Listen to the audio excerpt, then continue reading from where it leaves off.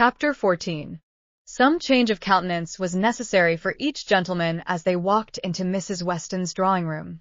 Mr. Elton must compose his joyous looks, and Mr. John Knightley disperse his ill humor.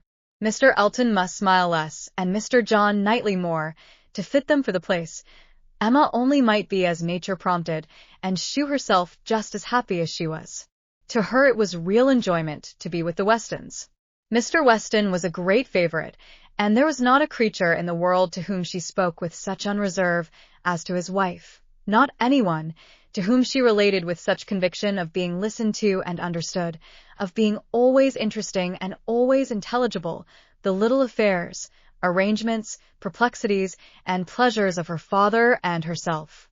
She could tell nothing of Hartfield, in which Mrs. Weston had not a lively concern, and half an hour's uninterrupted communication of all those little matters on which the daily happiness of private life depends, was one of the first gratifications of each. This was a pleasure which perhaps the whole day's visit might not afford, which certainly did not belong to the present half-hour, but the very sight of Mrs. Weston, her smile, her touch, her voice was grateful to Emma, and she determined to think as little as possible of Mr. Elton's oddities, or of anything else unpleasant, and enjoy all that was enjoyable to the utmost. The misfortune of Harriet's cold had been pretty well gone through before her arrival. Mr. Woodhouse had been safely seated long enough to give the history of it, besides all the history of his own and Isabella's coming, and of Emma's being to follow, and had indeed just got to the end of his satisfaction that James should come and see his daughter, when the others appeared, and Mrs. Weston, who had been almost wholly engrossed by her attentions to him, was able to turn away and welcome her dear Emma. Emma's project of forgetting Mr. Elton for a while made her rather sorry to find, when they had all taken their places, that he was close to her. The difficulty was great of driving his strange insensibility towards Harriet from her mind, while he not only sat at her elbow, but was continually obtruding his happy countenance on her notice, and solicitously addressing her upon every occasion. Instead of forgetting him, his behavior was such that she could not avoid the internal suggestion of, "Can it really be as my brother imagined? Can it be possible for this man to be beginning to transfer his affections from Harriet to me? Absurd and insufferable."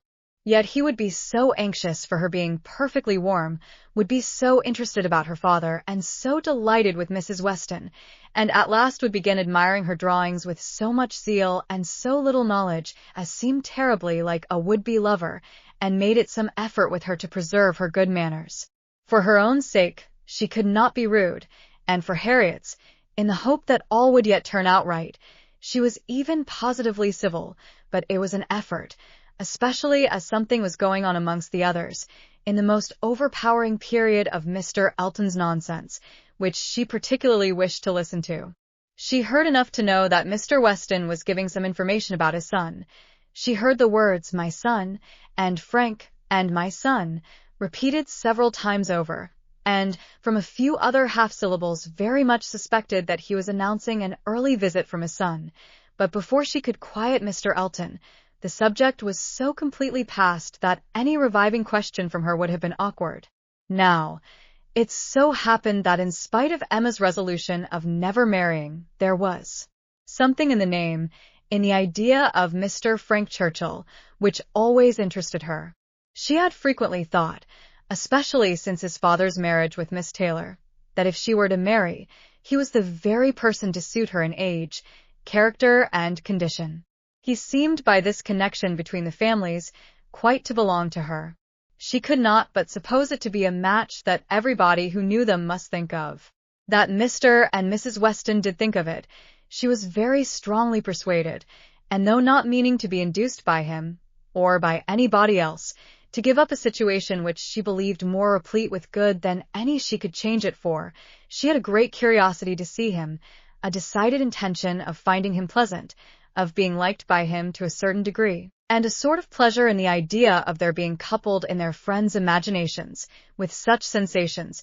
Mr. Elton's civilities were dreadfully ill-timed, but she had the comfort of appearing very polite, while feeling very cross, and of thinking that the rest of the visit could not possibly pass without bringing forward the same information again, or the substance of it, from the open-hearted Mr. Weston.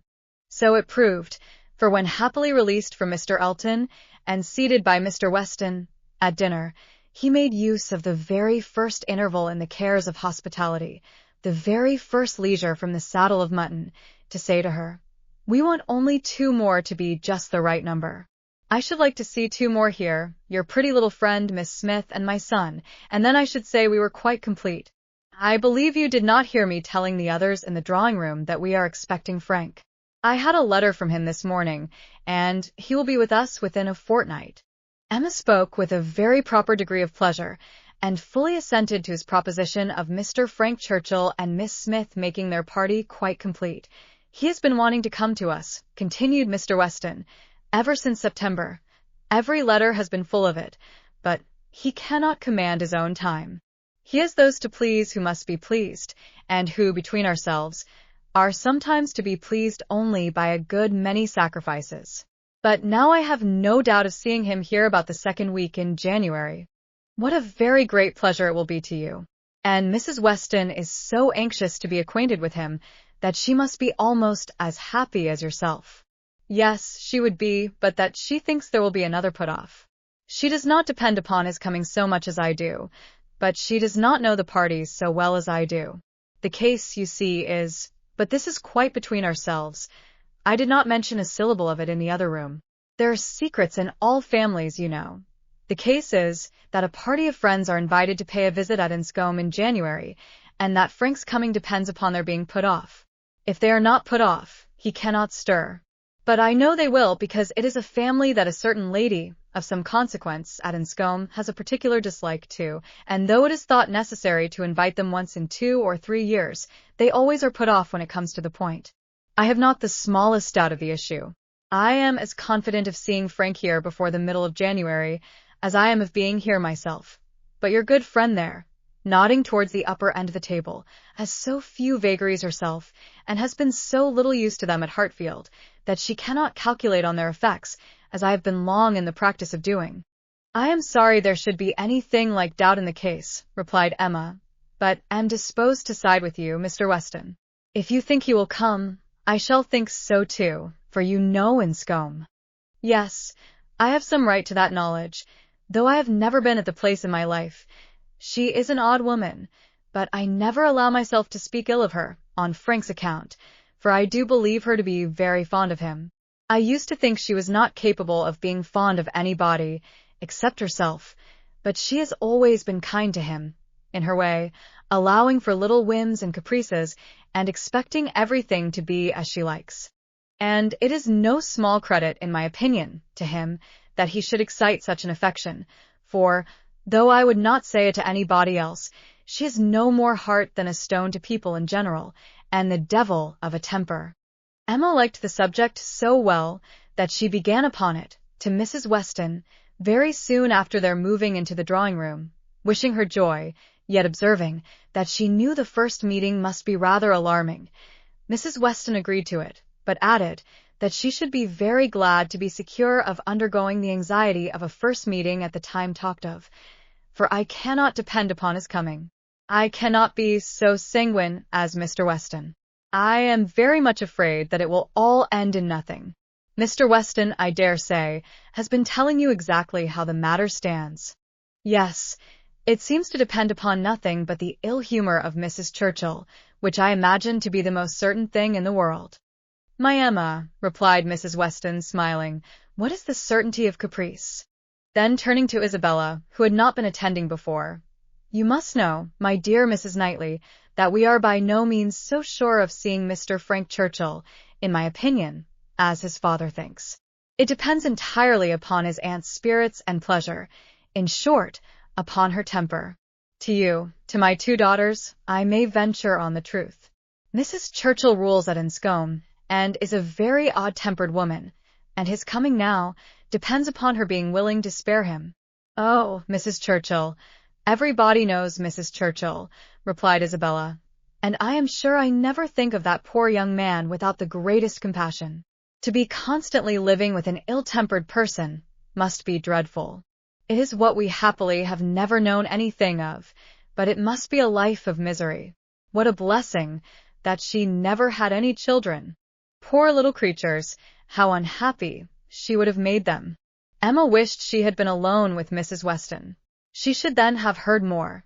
Mrs. Weston would speak to her with a degree of unreserve which she would not hazard with Isabella, and, she really believed, would scarcely try to conceal anything relative to the Churchills from her, excepting those views on the young man, of which her own imagination had already given her such instinctive knowledge. But at present there was nothing more to be said. Mr. Woodhouse very soon followed them into the drawing-room. To be sitting long after dinner was a confinement that he could not endure.